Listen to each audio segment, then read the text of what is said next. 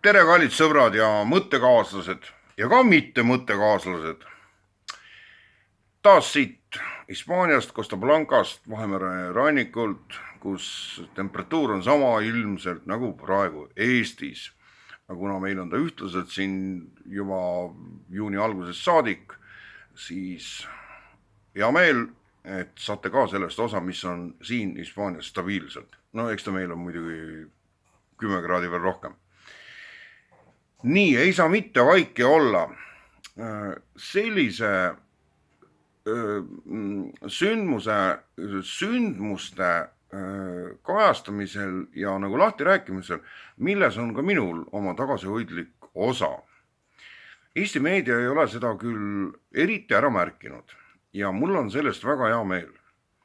Sellepärast, et need avaldused, mis ma olen teinud, meeleavaldused, kuna me elame virtuaalruumi ajastul ja distantsid ei ole enam määravad, kas sa oled koha peal või sa oled 1000 kilomeetrid eemal, su hääl jõuab nii teisiti kohale ja täpselt samamoodi, olles koha peal, sa võid selle kurja kantsi ukse ees lärmata ja ka kui see on meedia poolt suletud kokkuleppeliselt, sest meedia meil teadupärast on kartell.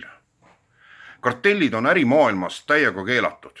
Need on kriminaliseeritud, see on seadusandlusega väga täpselt paika pandud. Aga meediakartellid on nagu täiesti loomulik osa. Aga kuna tegemist on ülemaailmse protsessiga ja kuna on tegemist ka 3. maailmasõjaga juhuslikult, siis on see täiesti loomulikult, et sõjas on praktiliselt kõik lubatud. Selline illusioon, mida tihti maha müüakse, kui inimesed hakkavad toetuma igasugustele imelikele konventsioonidele, mis on kunagi mingis teises aja kontekstis sõlmitud, on need mingid, kõige tuntum on muidugi Genfi konventsioon, Haagi, mingid konventsioonid. See kõik on õhu võngutamine. Kui käib sõda, siis sõjas ei ole seadusi tegelikult. See sõda, mis käib, on tegelikult 3. maailmasõda. Aga kuna ta on selle kuuma sõja näol, on praegu lokaalselt toimimas ainult ühes kitsas sektoris, see, millega me kõik oleme kursis, seda ei ole vaja nimetamagi hakata. Me teame, seal pauguvad kahurid ja iga päev saab umbes 200 sõdurit surma ja hulka ka rahulikke elanikke. See kogu aeg on niisugune 200-300 inimese piires, sest ma võrdlen informatsiooni mõlemapoolset ja see on sõda, see on kuum sõda. Aga 3. maailmasõda mentaalsel tasandil käib ülemaailmselt, absoluutselt ülemaailmselt.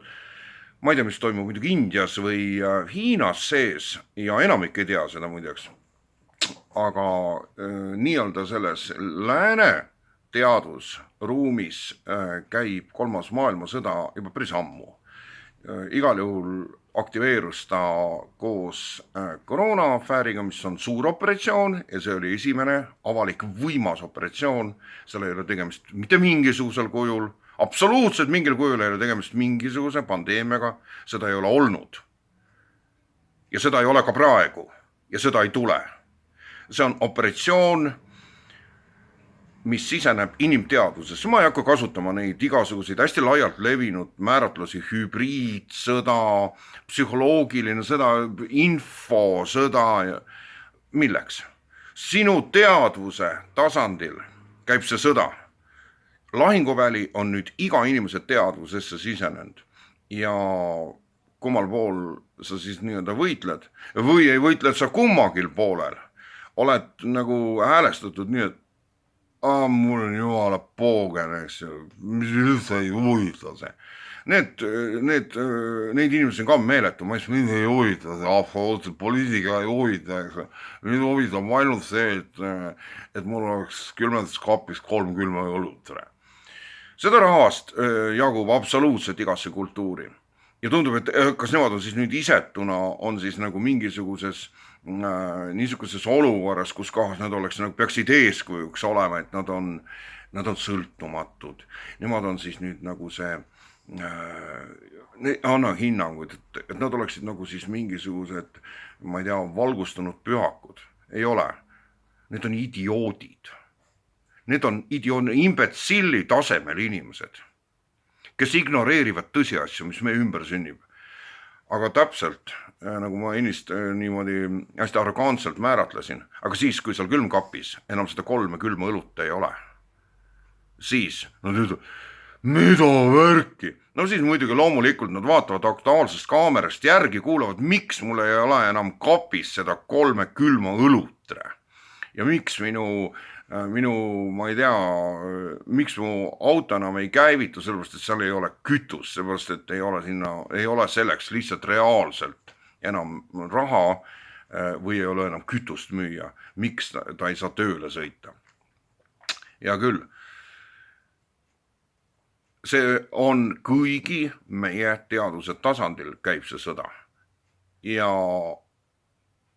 kus poolel keegi siis on parasjagu? Ausalt öeldes ei ole seal midagi imelikku. Inimesed, kes Eesti territooriumil, ma räägin ikkagi eesti keeles seekord, mitte vene keeles, nagu on kõik mu eelnevad videomaterjalid olnud, kus ma olen pöördunud venekeelse elanikkonna poole, ja mille vaadatavus on 10 kordi suurem, kõige kõrgema vaadatavuse saavutas see, mis läks mööda Vene inforuumi liikvele, see on sul paari päevaga korjas mingi 18 000 vaatamist ja seda on edasi Venemaa sees liigub see oma soodu nüüd see videopöördumine, kus ma tegelikult avaldan armastust selgelt ja ühemõtteliselt, kus ma ütlen välja, mina armastan vene rahvast, ma võin seda eesti keeles alati laiendada ja oluliselt reljeefsemalt esitada, kui minu piiratud vene keel seda lubas, aga sedavõrd paremini see kõlaski, kus ma tegin avalduse ja люблю русского народа, русских людей. Ja nii see on. Laiendada võib seda alati lõpmatuseni, sellepärast, et kui määratleda, et ma mingit rahvast armastan, siis see tähendab seda, et ma saan üle vaadata nendest miinustest, ja nendest vajakajäämistest ja puudujäämistest, mida mingisuguse objekti, subjekti või rahva vaatlus ja selle üle hinnangute andmine kahtlematult sisaldab samamoodi. Ja nii on täpselt vene rahvaga, nii on mu enda rahvaga tegemist ja nii on kõigi eluilmingutega. Kui keegi ütleb, et talle meeldib Ford Sierra, siis tekib ju automaatselt inimesele assotsiatsioon, kes automarkides orienteerub ja nüüd ta saab siis aru, et kui keegi armastab Ford Sierrat, siis tegelikult on see inimene on vanuses 55 pluss, sest sellist automarki nagu Ford Sierra enam ammu ei ole, aga oli aeg, kus ta oli kultuslik, see oli üks esimesi välismaa automarke, mis siis iseseisvasse Eestis hakkas pruugitud kujul jõudma ja on jätnud sooja mälestuse tuhandetele inimestele, kui niisugune tore, kaunis ja enam-vähem kvaliteetne auto. Kas see annab siis ülevaate, kui keegi määratleb, et ta armastab Ford Sierrat, et ta armastab Fordi, Ford Sierrat, tal on isiklik touch sellega. Ja vastupidi, kui kedagi õudselt nöökis see Ford Sierra ja läks katki ja tõi kurba meelt või oli selle autoga sunnitud tegema avarii, siis on tal sellest negatiivne mälestus. See ei muuda tervikut. Selle asja nimi on semiootika tegelikult. Ja täpselt samamoodi võib rääkida selle teise rahva kohta, kellega on praegu siis nende naaberrahvas on sõjas ja kuumas sõjas, kus tapetakse teineteist ja kus vihkamine iga päevaga ainult suureneb, ta ei vähene mingil kujul, sest iga järgmine ohver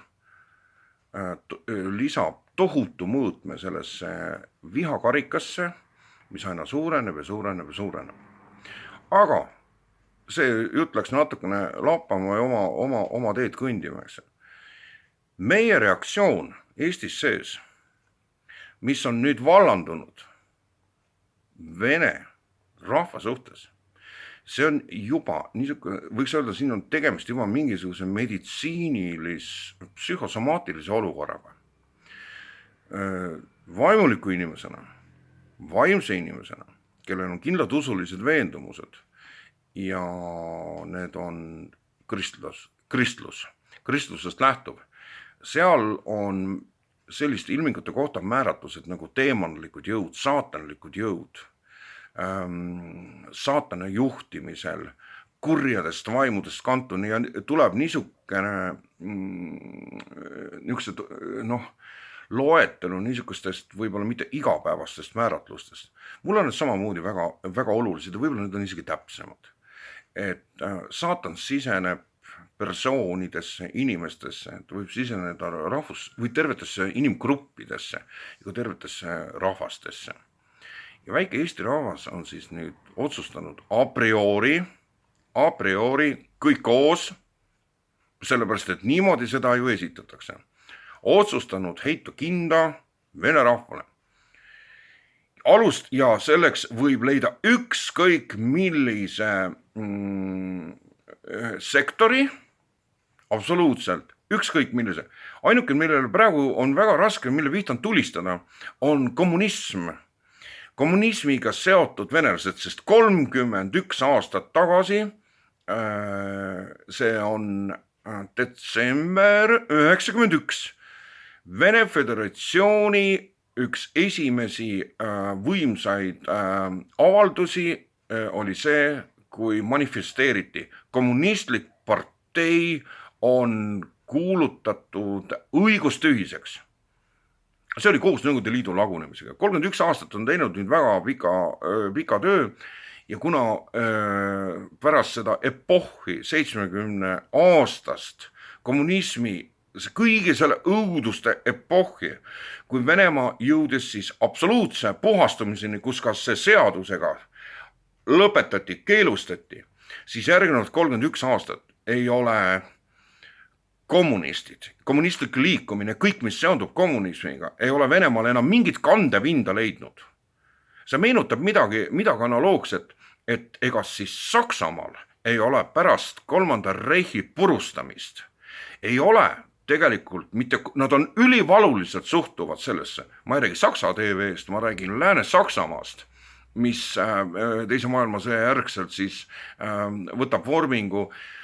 Seal on neofašismi suhtuti ülima tähelepanu ja valulikkusega. Muidugi neid ilminguid on seal kogu aeg ilmnenud juba seal 60-ndatest saadik, aga see on tohutu sordiini all ja seda on jälgitud kogu aeg. Ta ei ole leidnud enam kandepinda. Täpselt sama asi on kommunismiga, mis vene rahva ja kommunismi vahelises seostega praegusel ajastul ja kõik need 31 aastat, kus on siis olnud Vene Föderatsioon, ükskõik mida seal selle riigis ja riigi juhtkonna poolt on ette võetud, ükskõik millised protsessi on läbitud, ka mitmed lokaalsed sõjad, mida ma ei kavatse puudutada, aga üle libistades Tšetšeenia ja siis vastalt Mägi-Karabahh ja muidugi Gruusia, kõik need lokaalsed niisugused konfliktid, neid ei ole mõtet puudutada, see on praegu omaette teema. Venelasi ei saa süüdistada kommunismis. Ja näha on seda, et propagandaveskid on sellest aru saanud. Sellist asja, et tõmmata mingisugusel kujul paralleele kommunism, Venemaa, Kreml, Putin, Lenin, ei ole võimalik. Sellepärast, et see on täiesti lahus. Kommunism on Venemaal, otse öelduna tabuteema. Kommunistid on seal küll esindatud loomulikult, neil on seal mingisugune Žuganovi nimeline mees, pealt 80-aastane, kes ikka ajab seda liini seal kuidagi viisi, mitte mingisugust kandepinda sellel ei ole. See on sama hea nagu poodumajas rääkida nöörist kogu aeg. Seda ei taha keegi kuulda, eks. tal ei ole kandepinda ja neil on hästi marginaalne osa, mis on siis tervest sellest 147 miljonist inimesest, kelle siis üritatakse veel kuidagi viisi selle kommunismiga püüda, kommunismi ideega ja selle ideoloogiaga. Ei, seal on hoopis teistsuguste jõududega võitlemist ja need jõud on üpris väga sarnased nende jõududega, mis domineerivad ja heitlevad kogu aeg võimupositsioonide pärast ka siis siinpool Narva jõge. Üpris sarnased. Need on liberaalid ja need on rahvuslikult häälestatud erakond. See on loomulikult Jedinaja Rossija, see, millega on siis Keskerakonnal siit saadik on koostööprotokoll, seda teadupärast ei ole vist keegi tühistanud, selle ümber taoti küll trummisin hästi põhjalikult, aga ega seda de facto ei ole keegi tühistanud, see on jõus siit saadik. Jedinaja Rossija on see kõige võimsam, seal vahel on siis ka analoogseid mingisuguseid erakondasi, mille programm ja üldine mentaalsus meenutab samamoodi üpris väga ka meie sotsdemmisi ja siis vastalt kõik need muud seal, kes seal vahel sahistavad, on samamoodi ääretult niisuguse silmakirjalike isamaaliselt häälestatud ja rahvuslusele orienteeruvaid erakondasi nagu Eestis Isamaa, mis on lihtsalt ere näide niisugusest äärmuslikust konjunktuursusest ja silmakirjalikkusest ja valelikkusest, sest Isamaa kahtlematult seda on, sellest on ju enamik aru saanud ja ka valijatest, sest nad on kogu aeg praegu nad on nüüd valitsuses ja neil on veel võimalus veel kahjustada meie ühist Isamaad. Poliitilisele erakonnale nimega Isamaa, neil on võimalus. Aga domineerivaks erakonnaks on muidugi Jedinaja Rossija, see on presidendipartei, see on Putini partei ja see on tegelikult analoogne Eesti EKRE-ga. See on täiesti analoogne, nii nagu EKRE-gi juhtkond seisab koos väga karismaatilistest tegelastest, isast, pojast ja seal, ma ei hakka nüüd lugema nimesi üles, et karismaatilised, traditsioonilised, konservatiivsed inimesed, kellel on suhteliselt selge silmavaade ja nad teavad, mis asja nad ajavad. EKRE ja Jedinaja Rossija on oma mentaalselt ülesehitatuselt ja vaimsuselt identsed, täiesti identsed. Ja see minupoolne avaldus ei ole ju midagi uut. Aga inimteadvus on kord selline, et ma toon kõige lihtsama näite, et kui tänapäevaseid autosid vaadata, nad on üpris sarnased, nende funktsioonid on sarnased ja on autosid, mis on äravahetamiseni sarnased, ühe samas firmas toodetud, seal on natukene väiksed modifikatsioonsed erisused, võib-olla mõned keredetailid on teistmoodi. Õigupoolest oleks kõige õigemaks võrdumiks see, et ma ju räägin ikkagi vanema põlvkonnaga, ise ma olen ka üks törtsala 60 ja mis vahe siis oli Nõukogude ajal ikkagi auto kui väga tähtis segment meie teadvuses, kõik me neid teadsime, tundsime ja hoidsime ja panime tähele, mis vahe oli siis sellel nii-öelda VAS 2101 ehk sellel kopikal rahvakeeles, tavalisel Žigulil ja järgmisel mudelil 21011. Mehed, mäletate ju seda? See oli peaaegu olematu. Aga need olid kaks erinevat mudelit. Nad olid ka visuaalselt küllaltki sarnased, aga nad olid siiski erinevad mudelid. Neil olid detailidel oli väike vahe. Kõik muu oli identne. Mootor, veermik, välimus, üldine visuaalne ja detailides oli vahe. Täpselt samamoodi on EKRE ja Jedinaja Rossija kahtlematult Venemaa võimupartei ja jõuliselt esindatud on identsed. Mõlevad ajavad ühte sama liini. Üks sama poliitika. Ja see on väga oluline aspekt. See on väga oluline. Aga kuna EKRE ei ole pääsenud võimule, täisvõimule, mis on sündinud Jedina Rossijaga, kes on 22 aastat Venemaal olnud juhtiv koalitsioonipartei. Juhtiv. Peaministri, ma võin faktiliselt eksida, ma ei ole poliitoloog, aga selge see, et nad on kogu aeg olnud ainuvõimul ja on jaganud võimupirukat siis vähemate veendudega, kes on samamoodi siis Riigiduumas esindatud. Ja nüüd nende sündmuste raames on huvitav vaadelda seda. Huvitav vaadelda. Sest see ei ole mitte ainult Eesti poolt vaadatuna, vaid ka Venemaa poolt vaadatuna. Venemaa poolt vaadatuna EKRE on natsipartei ja EKRE siit poolt on loonud kuvandi, et Venemaa poliitiline juhtkond ja seesama just erakond on natsipartei. Natsistlik ja agressor ja neid sõnu võib siia lappida need on nagu need autokerede detailide erinevused. Igasuguseid määratlusi võib juurde panna, aga ega see olemust, asja olemuselt ei muuda. Ja minu poliitiline nõustaja siit kõrvalt vaikselt sosistas mulle kõrva ja ma pean selle välja ütlema. Pada sõimab katelt. Ühed mustad mõlemad. Mina ei ütle, et ühed mustad mõlemad. Ma toetan Venemaad ja ilma mingi kõhkluseta ja kahtlusteta ja ma ei haugu ka EKRE suunas. Ma ei haugu. Ma ei jaga kõiki vaateid. Mulle ei meeldi see olukord, kus kohas tegelikult võib-olla kõige rohkem mulle ei meeldigi see, et EKRE sisse on väga palju pugenud tõelisi natse. Ja natsid mulle ei meeldi. Mulle ei meeldi ka Vene natsid. Absoluutselt ei meeldi. Ma tean, et nad on Venemaal olemas. Aga kuna ma ei ela Venemaal, siis ma ei puutu nendega niivõrd palju kokku. Aga ma võigastan äärmuslikke natse, sest natsid oma olemuselt on täpselt samasugused nagu need, kellest sai peale, hakkas peale kogu see tants.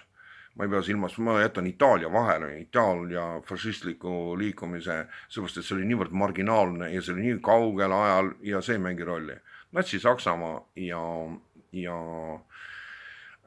natside võimule tulek 1933. aastal järgmine on nagu ikkagi see tsentraalne, see on kujund. Nemad lõid kujundi natsismist ja nüüd on see üle kandunud edasi, on jõudnud 21. sajandisse ja võtab oma vorme siis erineval kujul.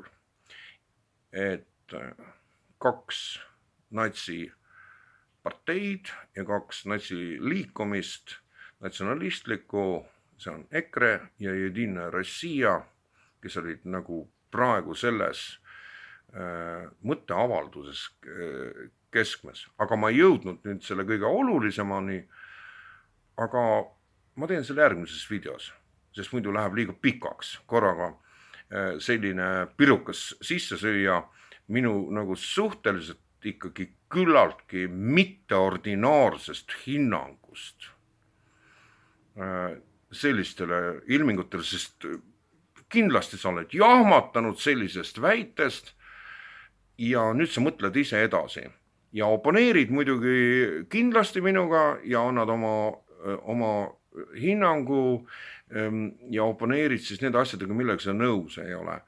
Et EKRE ja Jedina Rossija Venemaal, Putini partei, kui 2 identset liikumist, mida mina isiklikult toetan täiega, sest vastas sellele jõule on neokommunistid, punased, kes on võtnud 21. sajandil täiesti uue värvi.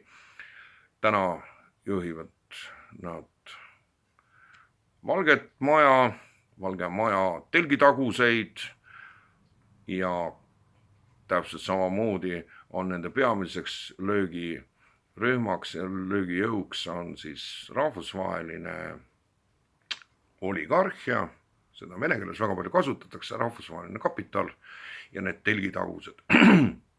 Ja võitleme, et see on siis nüüd nagu niisugune lahti illustreerimine nende kahe jõu. Mina toetan konservatiive ehk Jedine Rossijat ja EKRE-t. Aga järgmises mõtteavalduses ma räägin lahti ja sealt kooruvad välja juba väga kummalised asjad. Kui oled sellest huvitatud, siis kohtume järgmises jutusaates.